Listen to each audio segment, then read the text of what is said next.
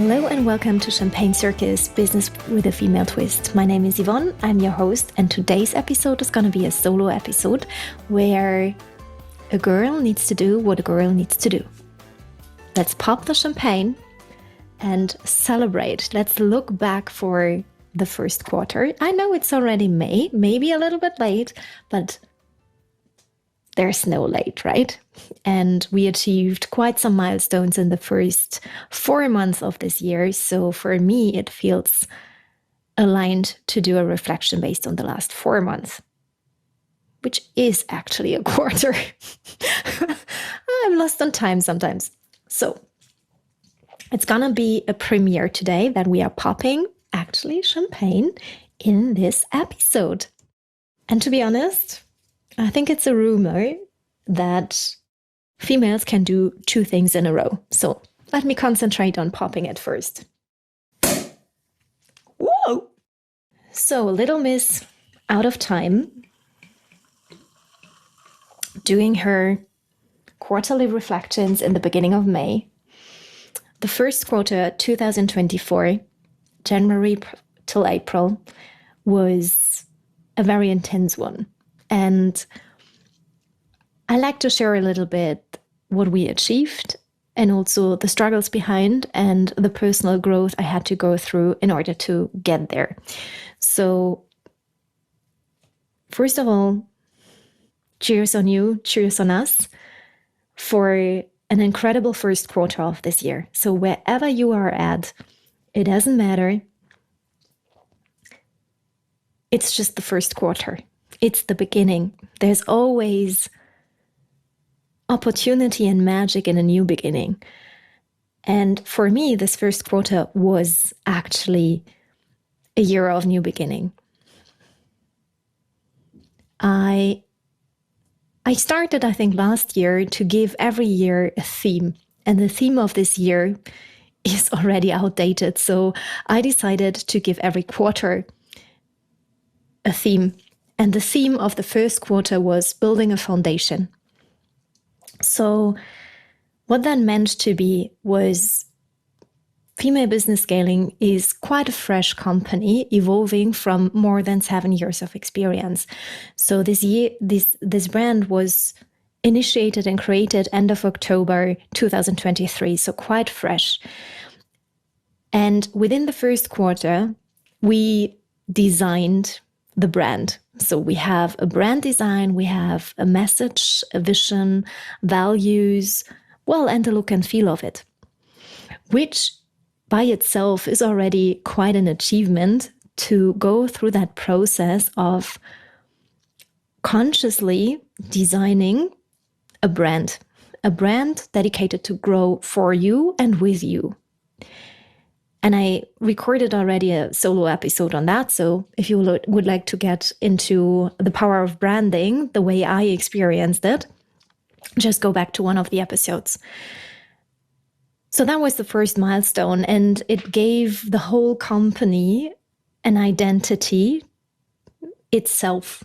And what it allowed me was to interact and collaborate with this identity of the brand and the company and the business itself. So from there, I was not alone, physically alone. I also have a team with me, but also alone in regards to ideas. So I had the opportunity to ask the question, where are we heading to? What do you need next? How does it look like? How would it look like for female business scaling? And that allowed me to really collapse time and come up with new ideas.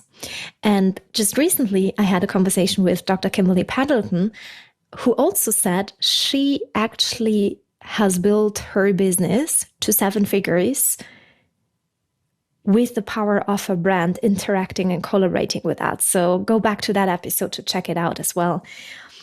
So first milestone, cheers, let me sip on it, on the champagne for a second, was the branding and the identity created for the business.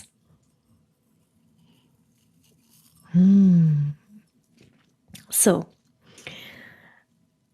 after that, or well, more or less at the same time, the whole framework for female business scaling evolved, created, and was tested.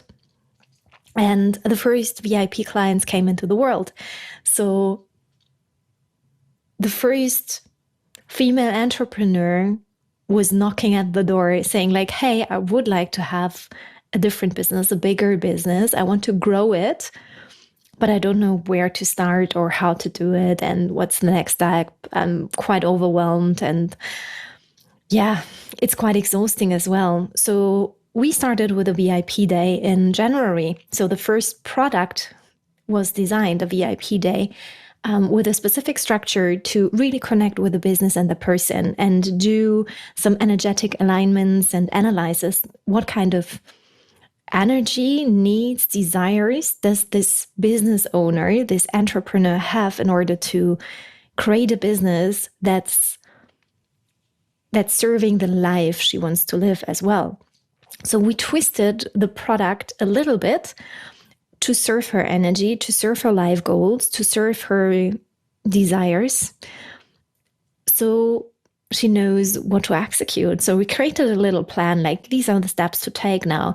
And then she decided to work longer with me so that she has a cheerleader, a reminder, a business advocate, a sparring partner, and obviously a kind of concierge opening the door to a network to help her bringing this vision, this new vision of her business identity to life. And she was incredibly flying with that new positioning. Well, it was not a new positioning, but with a tweak in her product, and really got this empowering energy to go out and to sell and to position and have a rapid start, but also having a midterm perspective, what to focus on, what to work on, and also she was able to take decisions based on this bigger picture. So that is probably a good decision for the very short term, but just 3 or 6 months later, it doesn't make any sense anymore. So she was equipped to take better decisions and more long-term strategic decisions. So yeah, the first products have been created and the first clients came in. And then one of my personal goals was to create a podcast. I had this gut feeling, this calling, I would say, that I really want to feature kind of new female entrepreneurs, the new way of building a business with a female twist, and to showcase role models, how they did it, what they did. And alongside the framework of female business scalings, there are different angles of approach to really master your scaling. It's highly individual, but there are methodologies and frameworks, models that work. So one of these is product. And there are so many different product positionings out there, so many product perspectives. So even in the online coaching and online business, there are flavors on product and niching and the way to set up the stages of the product, that it's super important to dive deeper into this perspective. Also, a product does not necessarily need to be online or coaching. It can also be, well, a bottle of champagne. And it's a business model which can be scaled. And the question is how and in what way, and how to tweak the product. Probably, for example, position it as a boutique champagne provider, seller, however. So unpacking this and also showcasing the way those multi-figure business owners are running their business. So what are the leading questions? What are the obstacles? What are the superpowers they had to tap into? This is what's what's really interesting me and what I really feel is a huge value for any female who would like to build an empire here and leave a legacy. That's why I felt we need to create Champagne Circus. Let's create a vibe. Let's showcase those role models and really spread the word about female entrepreneurism. Is that actually a word? Probably from today on it is. So cheers on that word. Someone called me. It's a funny story. Funny side note. Someone called me. I'm the queen of creating new words because I'm creating new words all the time, like a boutique, a coach-salting boutique, a combination of coaching and consulting, or HRpreneur, which is an entrepreneur in the HR sector, or entrepreneurism, if it's not already a word.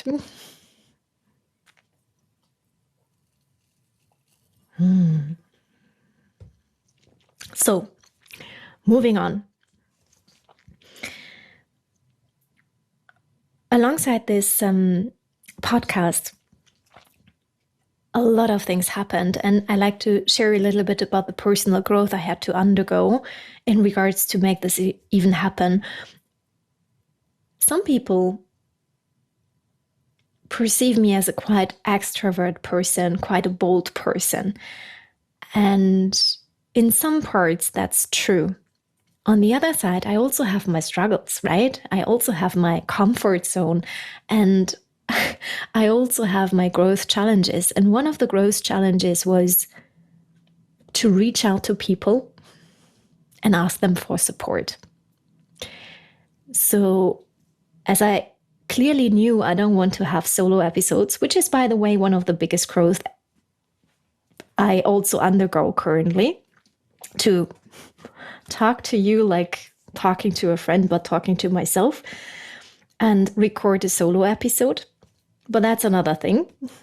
So in that regards, the growth potential and the growth challenge was to reach out to ask to join my podcast, although it's probably not popular or I have a big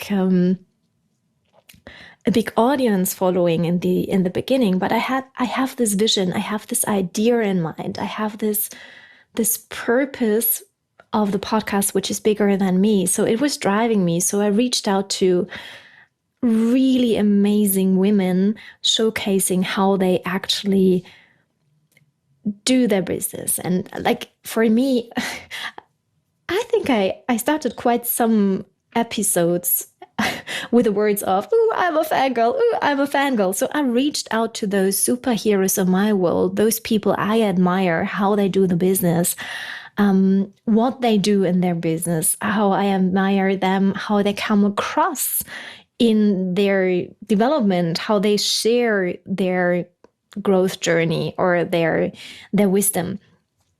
So that was a huge one for me, to ask for help in a way, to contribute by being a guest.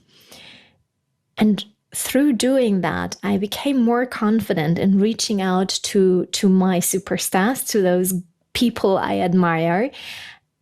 And also, I just realized, okay, we are on the same plane, we're on the same boat. We are actually working on the same mission, just with different perspectives, and that makes it so much easier to support each other. So we actually pull a chair up, and we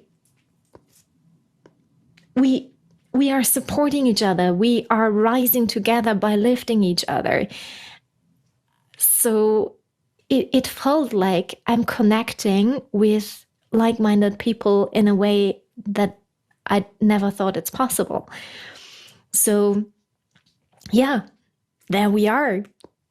We already have launched the podcast within hyperspeed moments, wait 8 weeks, because it was so crystal clear and I was so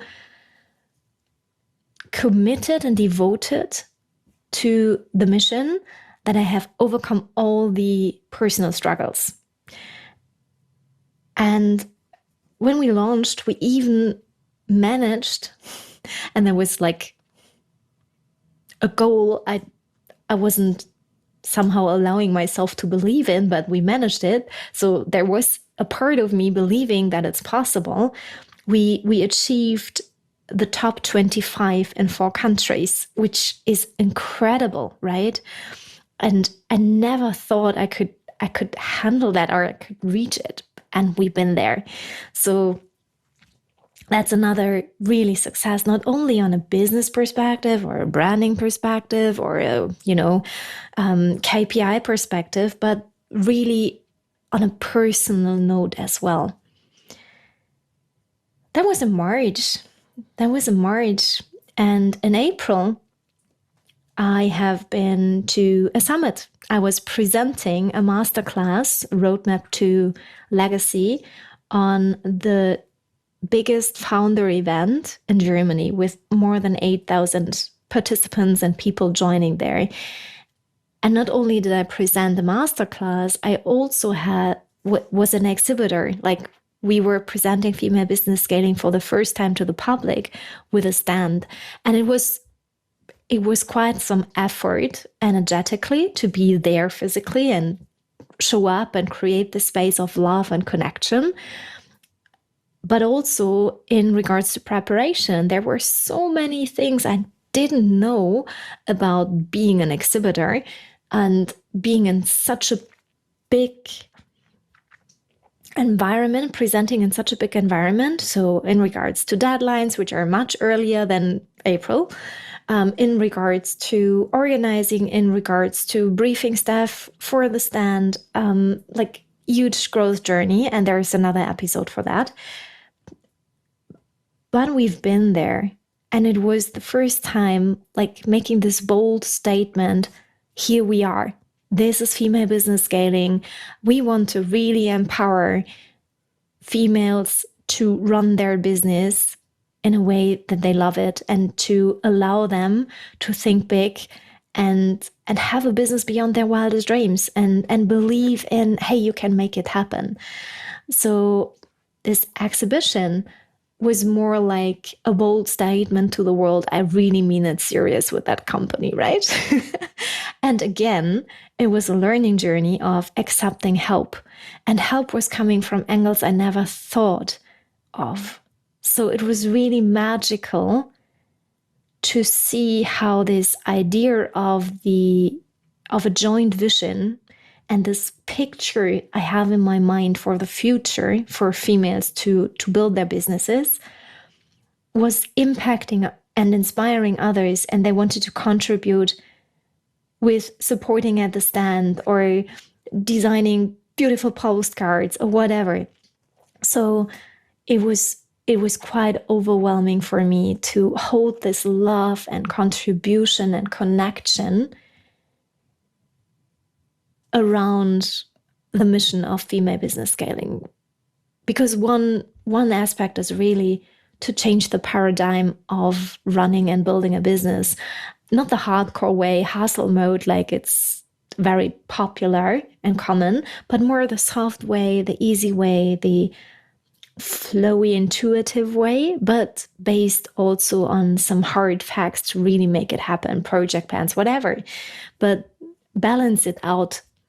But really making it a paradigm of a joyful journey, an ease journey, rather than a hardcore hustle, exhausting way. So that was another big milestone, this declaration to the world, we are here to stay, we are here to change. And leaving this bold commitment. So cheers on bold commitments. It all starts with that.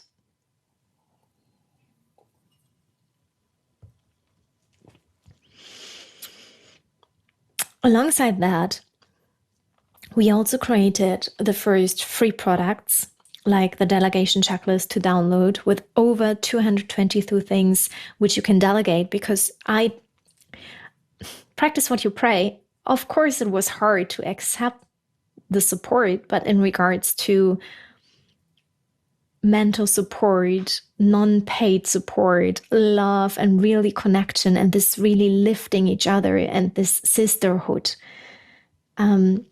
It's different if I pay the people.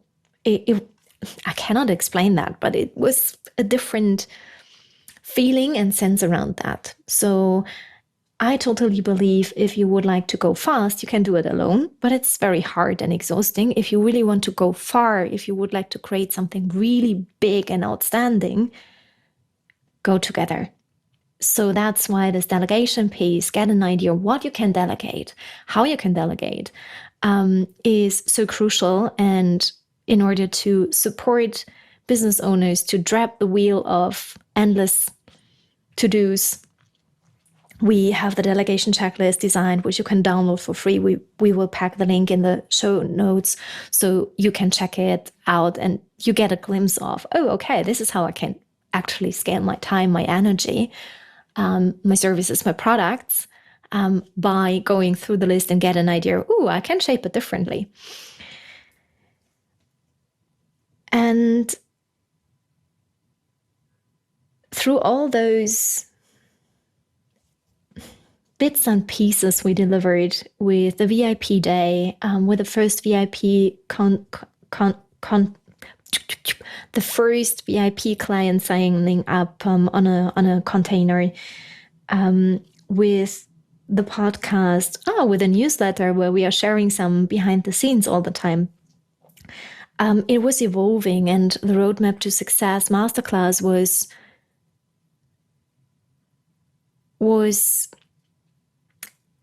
a gateway, a door opener to something more. So when I was preparing the masterclass for the Founder Summit, I came across a model which is called a legacy business. And it basically says that you're building something for retention, for long term. It can have different angles of approach. I probably make another episode on that. But it basically says, I'm here to last.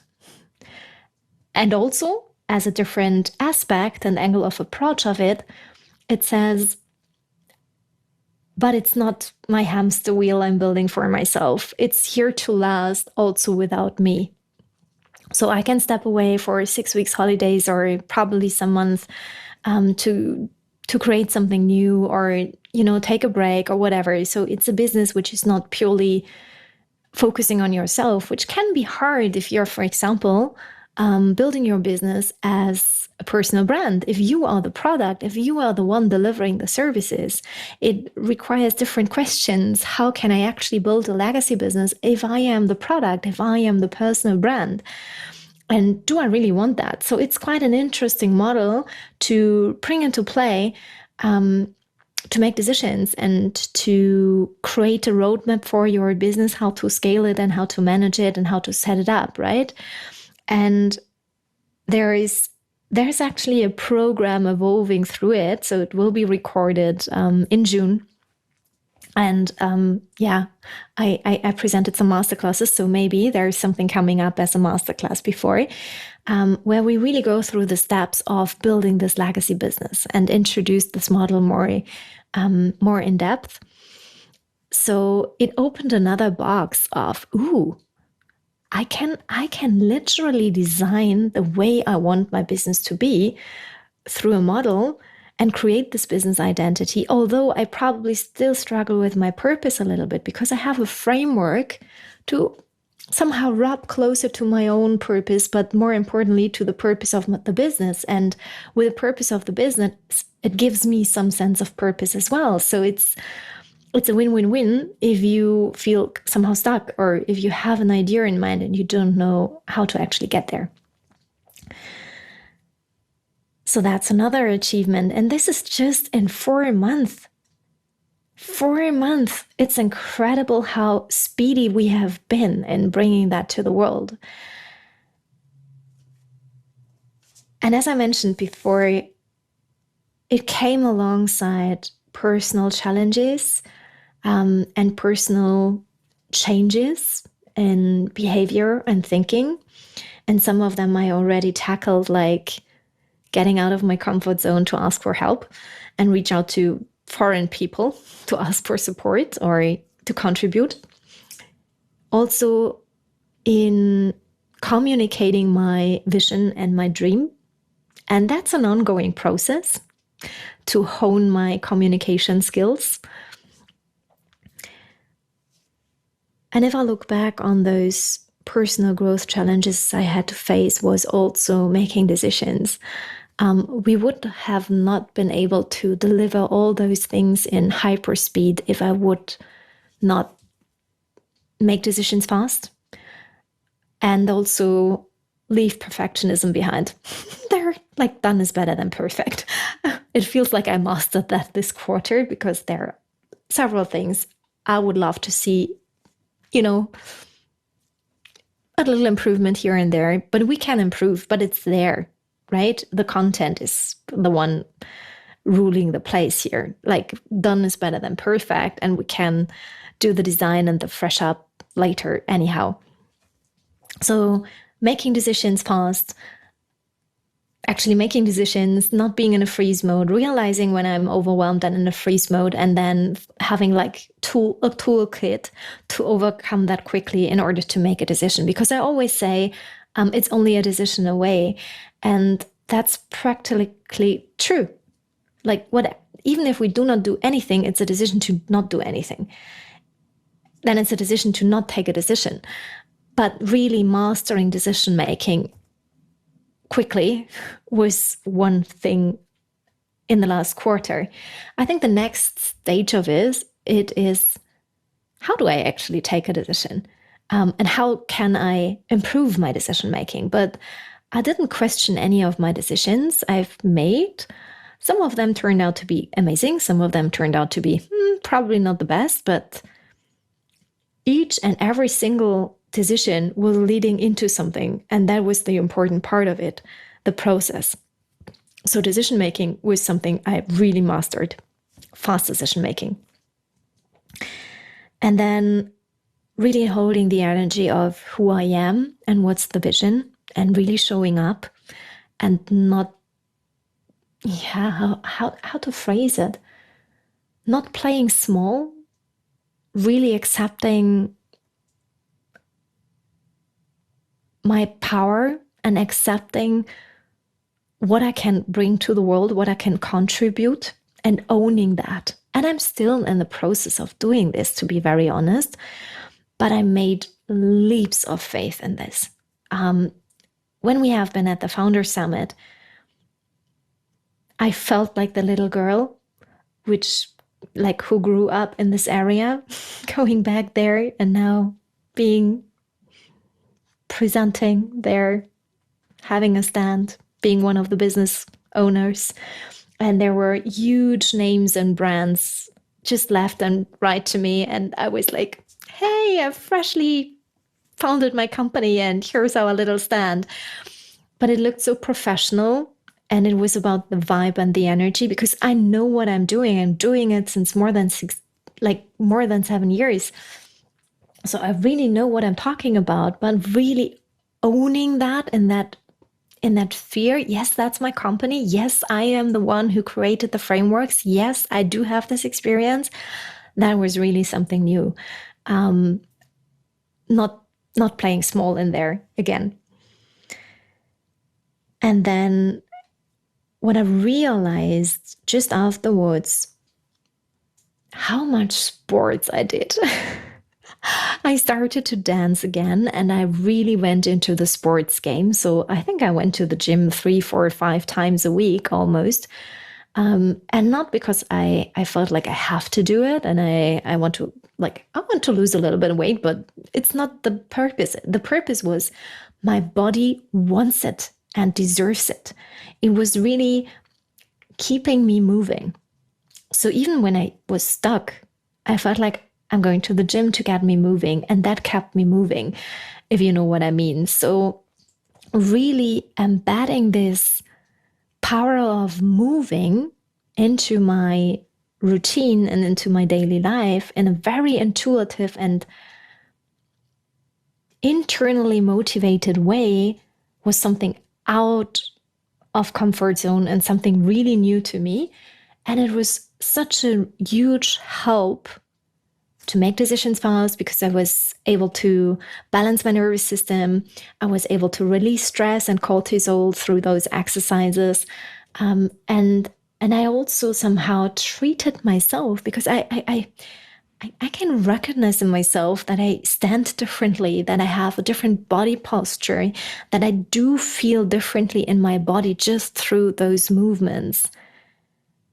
And that helped me to tap into making a decision fast. Because when I was feeling stuck, I went to the gym, I went to the treadmill, and then it was better. So that was also a personal growth achievement, or a success KPI, however you want to phrase it, to look back at for the last quarter. Oh my God. Saying that loud is quite an achievement. And why it's such a special episode to me is because I'm not used, or I was not used to. I want to say I was not used to. You see, I'm quite specific on language here. I was not used to be proud of myself. I was not used to celebrate success. But a very smart, wise lady once said, celebration. No, how does she say? Celebration is a party thrown in the name of gratitude. Here we are. Celebration is a party thrown in the name of gratitude. And how to party, I know. I love to party. So why not throwing a celebration in the form of a podcast episode where I'm looking back on all those achievements and growth successes I had in the last quarter for me personally, for Champagne Circus, for female business scaling, for the team, in order to really celebrate that. And this is why we popped the champagne, by the way, to celebrate it, because I'm beyond grateful for all those milestones we achieved in one quarter. If we can collapse time into one quarter, what else is possible this year? And this makes me so proud and happy and grateful and excited for the next quarter that I cannot even put it into words, I would say. So this episode is honoring this process, and it's also for you to reflect on your milestones and achievements and share them with me. I'm great in partying, so I like to give you a toast and a cheers as well. So what have been your key successes, your success indicators for the last quarter? What have been your learnings? What have been your superpowers you tapped into, you are really proud of? What have been your identity shifts? What have been your fun moments? There have been so many fun moments. That's another episode, probably. Yeah, but I really would like to encourage you to take the time to reflect your quarter, like a CEO quarterly, probably, and really hone that, because it's key to success as well, right? That we celebrate in order to receive more. And it's also an invitation for defining your next quarter, defining your next milestones. What are you focusing on? What are you aiming for in regards to outcomes and results, but also in regards to personal growth and very individual defined success indicators, probably. So set yourself up for success, set your company up for success, set your team up for success by being specific on your success factors. So you can already think of the celebration episode or your personal celebration time for the next quarter. So thank you so much for tuning in. I hope you somehow liked it. It was a very personal episode, let me know. You can find me on social media, Instagram, LinkedIn, Facebook, and I'm really curious. You can also send me an email. We put everything in the show notes, and let me know how you liked it and what you got out of it. So for now, I'm finishing my glass and wishing you a very happy day, and looking forward for the next episode with one of our amazing role model guests. Cheers!